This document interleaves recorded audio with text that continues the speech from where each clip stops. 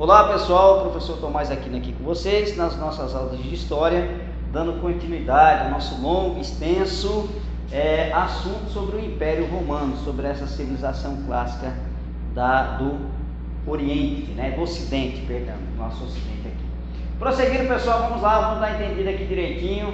Olha só, aqui a gente tem a imagem do Império Romano e algumas informações aí sobre esse grandioso império. O maior império da antiguidade foi justamente o Império Romano, além de ter deixado várias heranças culturais aí para nós, para nossas sociedades atuais. Beleza, pessoal? Então, olha só, o Império Romano é considerado o maior... O Império Romano é considerado a maior civilização da história ocidental. Durou 5 séculos, começou de 27, isso aí a gente está falando de Império Romano. Lembrando que a gente passou monarquia e república e a gente entra agora na fase do Império. Vai daquela data ali, começou o Império Romano, começou em 27, no ano de 27 a.C. e terminou em 476 depois de Cristo, com a invasão dos povos bárbaros ali na cidade de Roma. Beleza, pessoal? E essa extensão dele, estendia-se do rio Reno para o Egito, chegando à Grã-Bretanha e a Ásia Menor. Assim estabelecia uma conexão com a Europa, a Ásia e a África. Esses 3 continentes aí, ele fazia essas relações, as conexões, essas ligações, esse contato entre esses povos, dessas 3 partes aí do continente, desses continentes aí, Então temos aqui aquela extensão que é dita, Tudo isso aqui fazia parte do chamado Império Romano, que vai crescendo aqui da Península Itálica, se expandindo ainda no período da República, tomando conta aqui da Península Itálica, depois que parte aqui do mar Mediterrâneo e aumenta toda a sua extensão. Isso aqui é o máximo da extensão que ele conseguiu, o Império Romano, beleza? A Bretanha, as ilhas da Bretanha, onde hoje nós temos a Inglaterra, Gales, que nós temos França, Península Ibérica, o norte da África, temos aqui também no norte da África parte do Egito, a Ásia Menor, certo? Uma série de localidades ali, ele vai conquistando, adquirindo tudo isso aí, tomando para si, beleza? Prosseguindo, vamos lá, próximo slide, e aí nós temos aí algumas informações básicas. Essa estátua aqui, ela representa o primeiro imperador de Roma, que é, só para lembrar, aquele que a gente tratou na aula passada, Otávio Augusto, sobrinho, filho adotivo de Júlio César, que foi o maior nome que nós temos aí, um dos maiores nomes aí da história de Roma, que é lembrado até os dias de hoje, Então, o início do Império Romano começa com esse cidadão aqui, Otávio Augusto, vai ser o primeiro imperador. Lembrando que o nome dele era Otávio, e Augusto vai ser um título que ele vai receber de divino. O Senado vai dar vários títulos aí, como cônsul vitalício, como chefe do exército, e como Augusto, que simbolizava, significa divino, Deus na terra, Essa imagem atribuída justamente a Otávio Augusto, o primeiro imperador de Roma. E o término do Império Romano, pelo menos o término dele todo, porque a gente vai observar o seguinte: ele vai crescer tanto que para poder administrar ele vai se dividir em 4, depois se divide em 2, para poder organizar. E essa data aqui, a gente está falando do fim do Império Romano do Oriente, porque ele vai se dividir em 2, e aí vai ter o Império Romano do Ocidente, que vai terminar em 476, com Rômulo, e depois esse aqui, com Constantino XI, vai se terminar o Império Romano do Oriente também, devido ao seu grande tamanho, aquele tamanho que a gente viu lá. Então nós temos algumas características. Todo o poder político estava concentrado em quem? No imperador. Quem mandava não era o Senado como na época da República. Quem mandava agora era esse cara aqui, o imperador. Outros imperadores vieram vindo depois dele, beleza? O Senado apoiava o poder político do imperador. Ele era aquela instituição, continua existindo o Senado, mas só que o Senado não tinha todo aquele poder de mando, de escolher representantes e tudo mais. Na realidade, ele servia mais como apoio político para o imperador. Nesse período também, chegou períodos aí do Império Romano, que ele chegou a ter o quê? 6 milhões de quilômetros quadrados. Só lembrando, o Brasil tem mais de 8 milhões de quilômetros quadrados. Ele chega aproximadamente o tamanho, a dimensão do território brasileiro, envolvendo aquelas três partes ali dos continentes, Europa, Ásia e África, ok? 6 milhões de habitantes também no Império Romano. Tem números maiores, números menores, mas a média é essa, na faixa de 6 milhões de habitantes em todo o território do Império Romano. E a capital, né, Roma, que é justamente onde surgiu, aquela cidade-estado onde vai se surgir, vai se expandir no Império, ela vai chegar a ter 1 milhão de habitantes. 1 milhão de habitantes só na cidade de Roma, fora as outras cidades que tinham, né? E tudo isso aí vai ser graças à profissionalização do exército. O exército ele se torna profissional, ele passa a ter um salário, e o objetivo do exército era conquistar terras, né? As chamadas guerras de conquistas. Com essas guerras de conquistas, ele conseguia as duas coisas bastante importantes para o Império Romano, que era terras e escravos. Beleza, pessoal? Deu para a gente pegar a ideia? Então essas são as informações básicas, tira um print, anote, faça alguma anotação aí referente a essas informações aí sobre o Império Romano. Prosseguindo, algumas características também, nós temos aqui ó, a figura, né? Uma cena, uma imagem aqui, representando a figura de um dos imperadores. Teve vários imperadores, vários imperadores durante os seus anos todinhos, né? E aí a gente tem uma figura do imperador sendo aclamado pela população e representando todo o seu poder, o seu luxo, né, a sua riqueza, partes da construção de Roma também. Então algumas informações básicas que nós temos aqui, algumas características básicas que nós temos aqui de Roma é essas aqui. Essencialmente comercial. O Império Romano, o que movimentava muito a economia do Império Romano era a condição do escravo. O escravo ajudava, contribuía na movimentação de Roma, mas também não podemos esquecer do comércio. O comércio era bastante importante, vai ter até classes que vão se enriquecer, que vão conseguir maior prestígio, maior destaque na sociedade, vamos dizer assim, através das relações comerciais, beleza? Os escravizados eram os povos conquistados, por isso que a gente diz, o exército era bastante importante naquele período, porque o exército ele conseguia duas coisas, terras e escravos, ok? O controle das províncias, ou seja, todas aquelas áreas mandadas pelo Império Romano, vinha de onde? Vinha de Roma, que era a capital do Império, beleza? Era politeísta. Observe direitinho que a religião de Roma era politeísta. Só para lembrar o que é politeísta, é aquele que tem vários deuses, inclusive o cristianismo seria uma religião bastante interessante, só que tem alguns fatores ali que vai impedir que o cristianismo ele se torne mais uma da religião. Primeiro, porque ele adorava apenas um único Deus, era monoteísta. E a outra, um dos fatores, né, dos vários fatores, a outra é que existia um reino além do reino físico, né?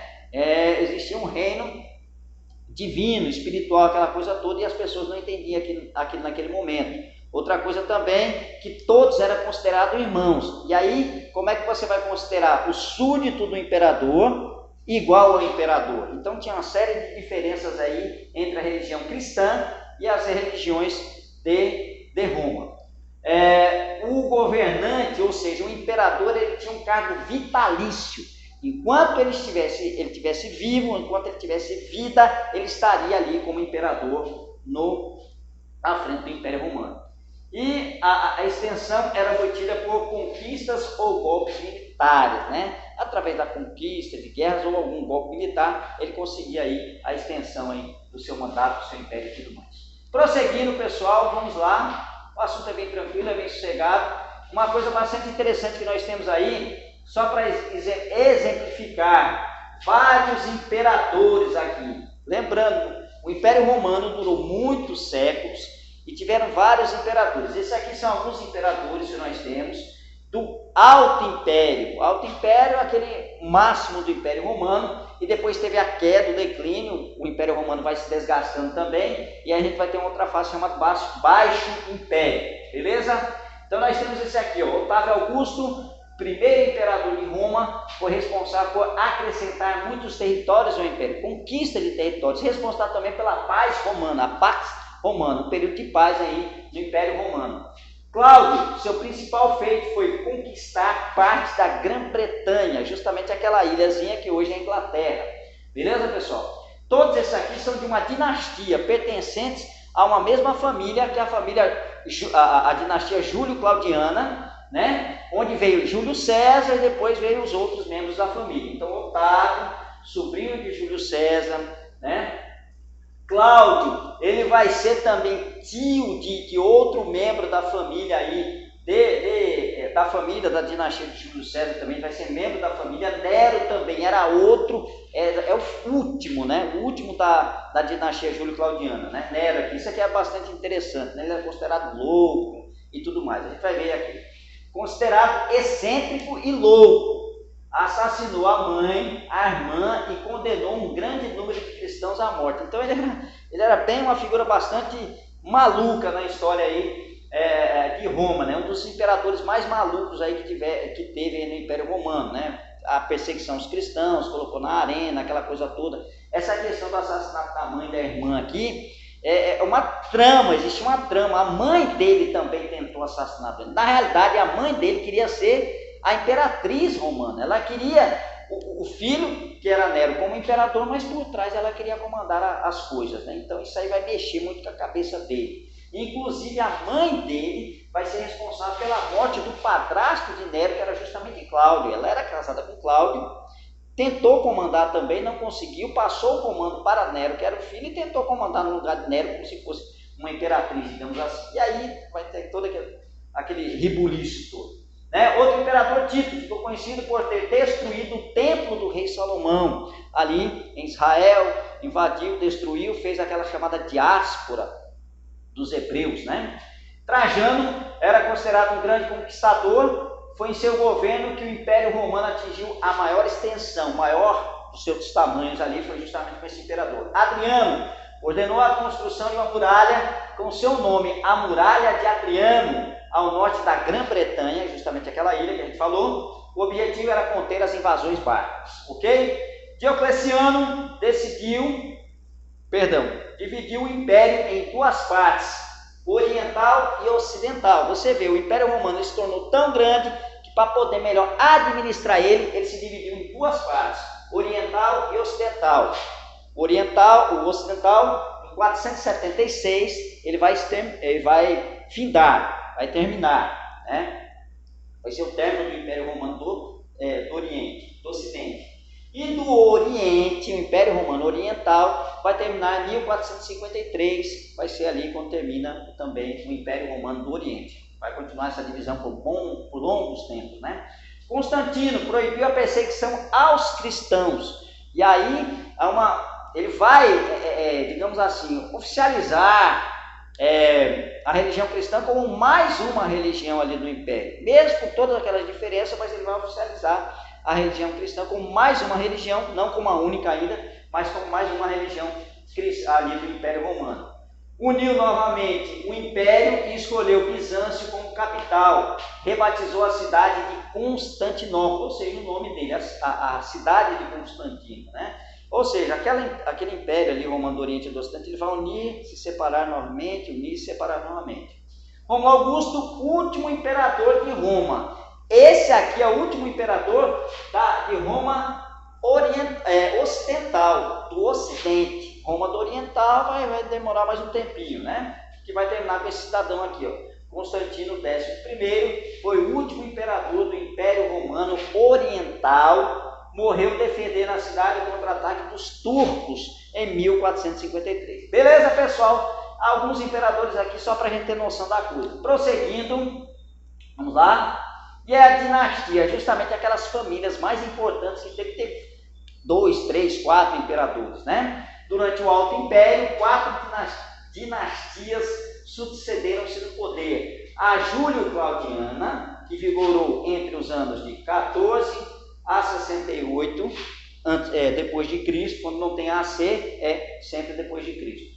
A dos Flávios, no poder entre 68 a 96 depois de Cristo. A dos Antoninos, que governou entre 96 a 192 a.C. A dos Severos, que esteve à frente do Império entre 193 a 235 depois de Cristo. Ou seja, eram imperadores que pertenciam a essas famílias aqui. Júlio Claudiana, Flávios, Antoninos e Severos. Imperadores que pertenciam a essas famílias. Beleza, pessoal? Deu para a gente pegar a ideia. Prosseguindo, acho que a gente encerramos por aqui, fazer a correção dos exercícios para a gente encerrar essa aula por hoje. Ok? O que era o triunvirato e quais quais foram os membros do primeiro e do segundo triunvirato? Triunvirato foram governos formados por 3 cônsules, né? O primeiro triunvirato foi formado por Júlio César, Pompeu e Crasso. E o segundo triunvirato foi formado por Otávio Augusto, Marco Antônio e Lépio. Beleza, pessoal? Simples assim. Segunda questão, cite algumas medidas tomadas no curto governo de Júlio César. Promoveu a fundação de colônias, reformou o calendário que introduziu o ano bissexto, desde a época dele que nós temos o ano bissexto. Acabou com as guerras civis e entre outras coisas. Terceira questão, durante o primeiro triunvirato ocorreu uma disputa pelo poder político em Roma, entre os generais Júlio César e Pompeu.